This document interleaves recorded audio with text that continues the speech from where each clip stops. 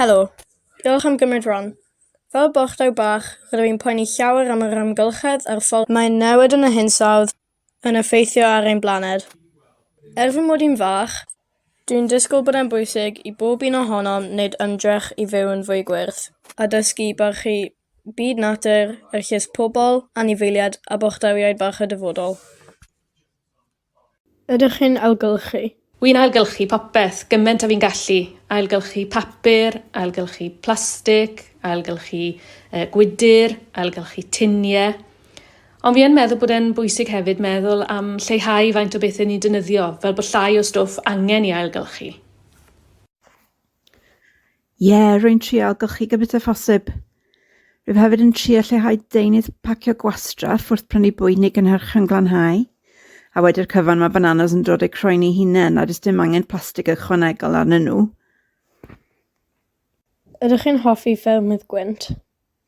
Ydw, dwi'n hoffi ffermydd gwynt. Maen nhw'n bwysig iawn os ydyn nhw'n ffermydd gwynt ar y tir neu ar y môr. Ydw, dwi ddim yn meddwl bod nhw'n hyll o gwbl. Wy'n eitha licio gweld nhw lan ar y bryniau. Wy'n credu bod angen datblygu y dechnoleg yma mellach. Ond mae'n mor bwysig ar gyfer y dyfodol, fel bod ni ddim yn dibynnu ar ynni ffosil. Allwch chi enwi rhywogaeth sydd mewn perygl a pam mae mewn perygl? Mae anifail fel yr rhinoceros gwyn yn rywogaeth enwog sydd mewn peryg, ond mae'n siŵr bod lot o anifeiliaid eraill ni ddim yn gwybod amdani nhw mewn peryg hefyd, a na pam bod ni'n bwysig i ni ofalu am y ddeiar a phopeth sy'n byw ar y ddeiar. Dwi ddim yn siŵr pam maen nhw'n perygl, ond dwi yn poeni bod gwenyn yn dioddau oherwydd yr holl chwynladdwyr mae bobl yn defnyddio erbyn hyn, a hefyd yn hinsawdd. Ac os nag oes gwenyn, fydd lot o blanhigion ddim yn cael eu peillio, ddim yn tyfu, a wedyn mae hwnna'n mynd i fod yn ddifrifol iawn achos fydd ddim bwyd ar gyfer anifeiliaid na pobl. Beth yw eich hoff anifail a pham? Cath yw'n hoff anifeili yn bendant. Wy'n meddwl yn aml bydd fi'n hoffi bod yn gath, gallu gorwedd o flaen y tân, gallu cael maldod trwy'r dydd a diogi.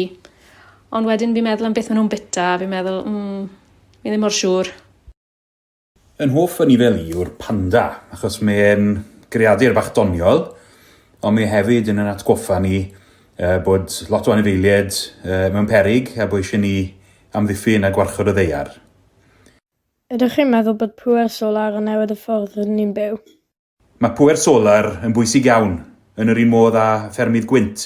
Mae'n golygu bod ni'n dibynnu llai ar lo, ar nwy, ar olew ac yn niwclear, a mae'n bwysig iawn. Ydych chi'n meddwl am dyfodol y blaned? Wel, ydw, wy'n clywed a gweld llawer ar y teledu erbyn hyn. Gweld bobl mewn gwledydd eraill. Mae'n fel sy'n nhw'n cael mwy o stormydd a tannau gwyllt ac sydd yn dyfethau cartrefi nhw. A hyd yn oed yma yng Nghymru mae'r hinsawdd i weld yn newid. Mwy o lifogydd a stormydd glaw trwm.